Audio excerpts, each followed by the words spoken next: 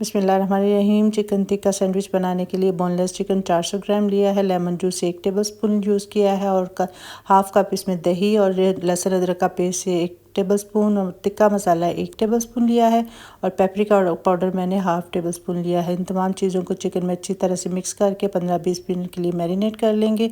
इसके बाद पैन में थोड़ा सा ऑयल लेके सारा चिकन हम इसमें ऐड करके इसको बिल्कुल ड्राई होने तक पका लेंगे। इसके बाद इसको अच्छी तरह से मैश करके मैंने हाफ़ कप इस पे मायो, हाफ़ कप इस पे केचप डाल के अच्छी तरह से मिक्स कर लिया था। इसके बाद ब्रेड के मैंने किनारे रिमूव करके इसमें मायो और थोड़ी सी केचप डाली है। दूसरे स्लाइस पे मैंने अच्छा सा इसमें चिकन डाला। उसके बाद मैंने इसमें डाली है चीज़। उसके बाद मैंने ग्रिल पैन में थोड़ा सा ऑयल डाल के इसको अच्छी तरह से दोनों साइडों से ग्रिल कर लेंगे और जब ये क्रिस्पी हो जाएंगे तो हम इसको अपनी सर्विंग प्लेट में रखेंगे। और आप इस रमज़ान में ज़रूर इसको ट्राई कीजिएगा।